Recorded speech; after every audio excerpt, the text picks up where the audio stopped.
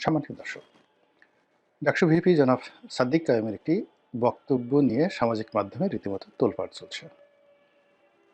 একটি অনুষ্ঠানে তিনি বর্তমান সময়ের সবচেয়ে আলোচিত রাজনৈতিক ব্যক্তিত্ব জনাব তারেক রহমান, যাকে কিনা তার দলের যারা লোকজন ভবিষ্যৎ প্রধানমন্ত্রী রূপে আফহোল্ড করে চলেছেন, রাষ্ট্র থেকে সেভাবে রাষ্ট্রীয় প্রোটোকল দিচ্ছে, যদিও তিনি এখনো পর্যন্ত শপথ গ্রহণ করেননি, নির্বাচিত হননি। অন্যদিকে সমাজে যে সকল প্রভাবশালী এবং গুরুত্বপূর্ণ এবং যাদেরকে বলা হয় বিভিন্ন সময় কিং মেকার, সেই সকল মহল গোপনে প্রকাশ্যে নানা রকম তৎপরতা চালিয়ে যখন তারেক রহমান সাহেবকে একেবারে একজন সফল ত্রাণকর্তা, একজন সফল প্রধানমন্ত্রী এবং দেশের রক্ষাকর্তা হিসেবে অভিহিত করে চলেছেন, ঠিক সেই সময়টিতে দেশের সবচেয়ে গর্বিত প্রতিষ্ঠান এবং প্রাচ্যের অক্সফোর্ড হিসেবে প্রতিষ্ঠিত ঢাকা বিশ্ববিদ্যালয় এবং সেই ঢাকা বিশ্ববিদ্যালয় ছাত্র সংসদের যিনি ভিপি ভাইস প্রেসিডেন্ট জনাব সাদিক কাইয়ুম, তিনি জনাব তারেক রহমান সাহেবকে উদ্দেশ্য করে একটি বক্তব্য দিয়েছেন, কঠোর হুঁশিয়ারি। এটি তারেক রহমান সাহেবের জন্য রীতিমতো বদহজম, রীতিমতো অবমাননাকর, আগামীর রাজনীতির জন্য একটি অশনি সংকেত এবং তারেক রহমান সাহেবের সঙ্গে জামাতের যে কী সম্পর্ক যাচ্ছে এবং আগামীতে কী সম্পর্কটা হবে সেটির একটি নির্দেশক। জনাব সাদিক কায়েম যে কথাটি বলেছেন সেটি বলেছেন যে তারেক রহমান সাহেবকে রীতিমতো তিনি লাথি দিয়ে দেশ থেকে বের করে দেবেন, যেভাবে তিনি বা তার যারা সহযোগী তারা শেখ হাসিনাকে লাথি দিয়ে, মানে উনি আসলে কি শব্দটা লাথি, লয়াকার লাথ হয়, সেখানে লাথি না লাথি। আমরা সাধারণত রাগ হলে, খুব জোরে রাগ হলে লাথি শব্দটি ব্যবহার করি, আর একটু যখন স্বাভাবিক অবস্থায় থাকি তখন প্রমিত বাংলায় লয়াকার লাথ হরিশিকার্থী লাথি শব্দটি ব্যবহার করি। তো জনাব সাদিক কায়েম সাহেবের বক্তব্যটা আমি একবারই শুনেছি, এ কারণে আসলে আমি লাথি বা লাথি, মানে তিনি কি রাগ হয়ে বলেছেন না মাথা ঠান্ডা করে বলেছেন সেটি বুঝতে পারিনি। তবে তাকে নিয়ে যে আলাপ আলোচনা হচ্ছে, সেই আলাপ আলোচনায় হয়তো আমাদের যে মধ্যে যারা কন্টেন্ট ক্রিয়েটর তারা ঠিক ওই তার মেজাজ গরম বা তার মেজাজ শান্ত, তিনি ধীর স্থিরভাবে বলেছেন, ওই বিষয়টি হয়তো ওভাবে লক্ষ্য করেনি। কিন্তু এই অনুষ্ঠানটি করতে গিয়ে আমার হঠাৎ করে মনে হলো যে একই শব্দ যদি আপনি রাগ হয়ে উচ্চারণ করেন তো সেটার মধ্যে এক ধরনের মিনিং থাকে, আর যদি আপনি ধীরে সুস্থে শান্তভাবে একটি শব্দ উচ্চারণ করেন সেটার একটা সুদূর প্রসারী লক্ষ্য থাকে।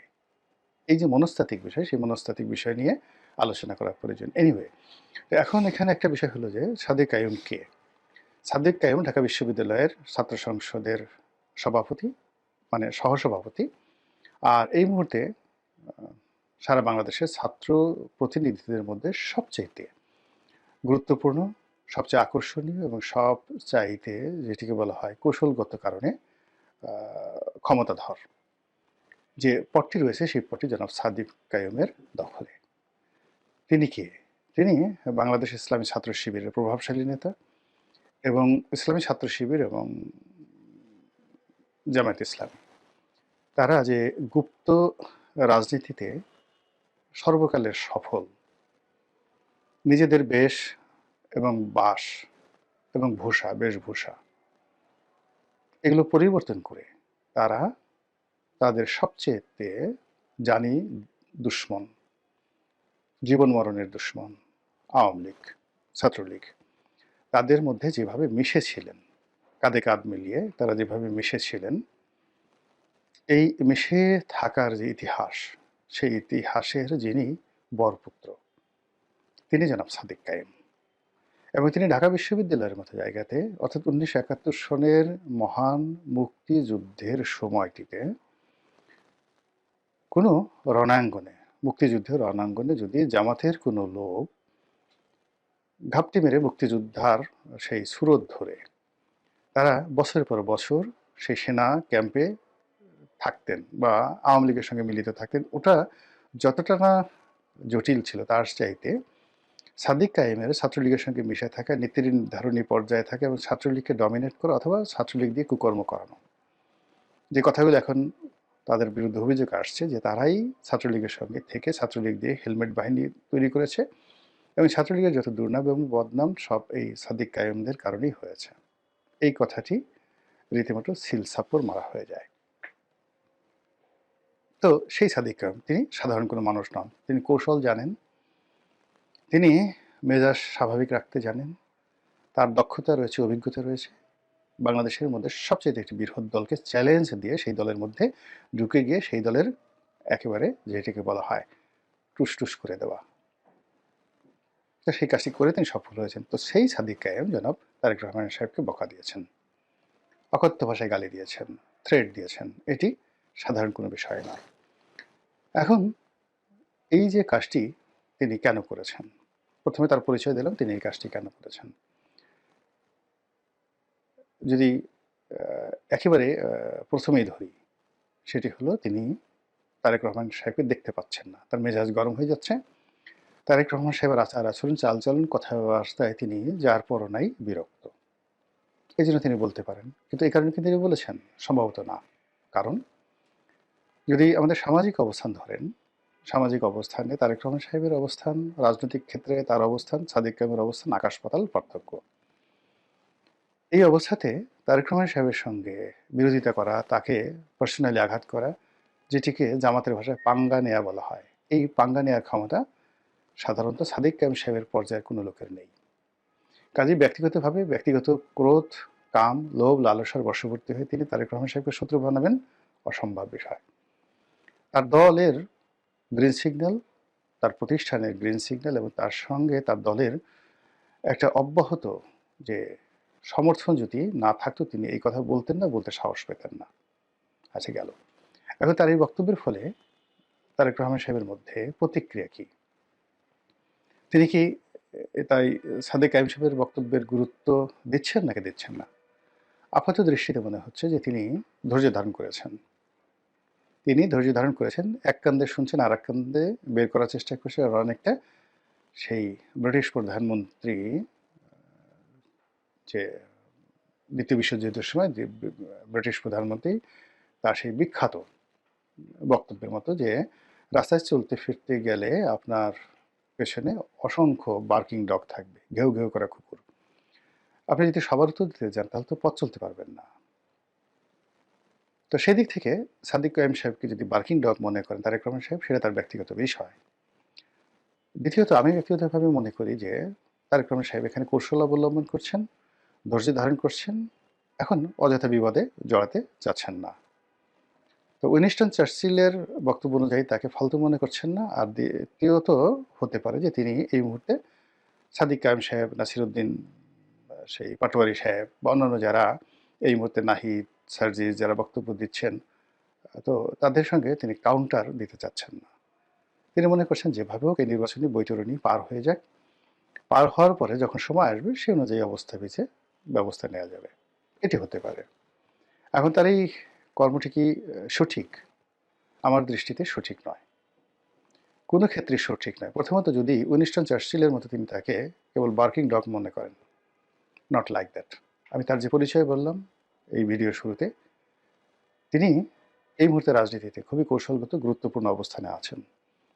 ঢাকা বিশ্ববিদ্যালয়ে তিনি পড়াশোনা করেছেন, চান্স পেয়েছেন। কাজেই তার মেধা, যোগ্যতা, বুদ্ধি শুদ্ধি কোনো অবস্থাতেই তারেক রহমান সাহেবের চেয়ে কম নয়। সুযোগের কারণে তারেক রহমান সাহেব আজ এখানে আছেন, সাদিক কায়েম ভবিষ্যতে হবেন না সেটা বলা যায় না। কাজেই তিনি বার্কিং ডগ নন। দ্বিতীয়ত, জনাব সাদিক কায়েমের অবস্থান থেকে যখন এরকম একটা কথা বলা হয়, সেটাকে তিনি অ্যাভয়েড করেন কিনা বা তার দলে অ্যাভয়েড করেন কিনা, পাত্তা দেন কিনা, এটা আমার কাছে মনে হচ্ছে যে এখানে ধৈর্য ধারণ করা, পাত্তা না দেওয়া, অ্যাভয়েড করা, এটি বিএনপির একটা নির্বুদ্ধিতা। অন্তত মাইল্ড ওয়েতে ওনার সেই বক্তব্যের রাজনৈতিক প্রত্যুত্তর দেওয়া, বাবা শোনা বলে যে না এভাবে বড়দের সম্পর্কে কথা বলে না, অথবা কার্যকরী প্রতিক্রিয়া দেখানো। আর সেটা যদি না দেখানো হয়, এই যে সাদিক কায়েম সাহেব যে বলা শুরু করলেন নির্বাচন আর হয়তো আর 10 দিন আছে, এই 10 দিনের মধ্যে এরকম হাজার হাজার লক্ষ লক্ষ সাদিক কায়েমের মুখ দিয়ে যখন তারেক রহমান সাহেবের বিরুদ্ধে নানা নেতিবাচক কথা বলা হবে এবং তাকে গুরুত্বহীন বানিয়ে ফেলা হবে, তাকে আবার 1, 2, 3, 4 পর্যায়ে নামানো হবে, আবার তাকে টিনের চালা কওয়ার পর্যায়ে নামিয়ে নেওয়া হবে, এবং এটা তারেক রহমান সাহেবের জন্য ভীষণ রকম বিপত্তিকর হবে। এই কারণ হলো যে রাজনৈতিকভাবে যে বড় বড় মানুষগুলো, তার প্রধান শক্তি হলো তার সম্ভ্রম, তার মর্যাদা, এবং একই সঙ্গে তার সম্পর্কে লোকজনের ভয় ভীতি থাকতে হবে। He must have a military পাওয়ার। যে কোনো লোক যদি তার কাছাকাছি ভিড়তে পারে, যে কোনো লোক যদি তাকে বকা দিয়ে চলে যেতে পারে, যে কোনো লোক যদি তাকে গালি দিতে পারে, তাহলে আর যাই হোক না কেন সে কোনো অবস্থাতেই বাঘ হন না, সিংহ হন না। তিনি রাজনীতির ময়দানের একজন অগুরুত্বপূর্ণ ব্যক্তিত্বে রূপান্তরিত হন। তো সেই ক্ষেত্রে এই যে ধৈর্য ধারণ করা হচ্ছে, ধৈর্য ধারণ করতে করতে যখন 10 মুখে, 100 মুখে, 1000 মুখে, 1 লাখ মুখে, 10 লাখ মুখে তারেক রহমান সাহেবকে অকথ্য ভাষায় গালাগাল করা হবে, তার সম্পর্কে সেই এখন জামাতের বিভিন্ন মঞ্চ থেকে তার যে সকল দুর্নাম বদনাম রয়েছে 2001 থেকে 2006, যেগুলো এখন সেই বিএনপির বিভিন্ন যে সকল নেতা রয়েছেন যারা জামাতে যোগদান করেছেন, তারপর বিএনপির যে সকল সহযোগী প্রতিষ্ঠান ছিলেন, রাজনৈতিক সহযোগী প্রতিষ্ঠান ছিলেন, তাদের নেতারা যোগদান করেছেন, তাদের অনেকে অসাধারণ বক্তব্য দিতে পারেন। আমি যেমন রাশেদ প্রধানের বক্তব্য শুনলাম, তারপর জাকপা রাশেদ প্রধান, তারপর মোস্তাফিজুর রহমান ইরানের বক্তব্য শুনলাম, এরপরে মামুনুল হক সাহেবের বক্তব্য শুনলাম। তারা সবাই মানে বিএনপির যে কোনো নেতার চাইতে সুন্দর বক্তব্য দিতে পারেন।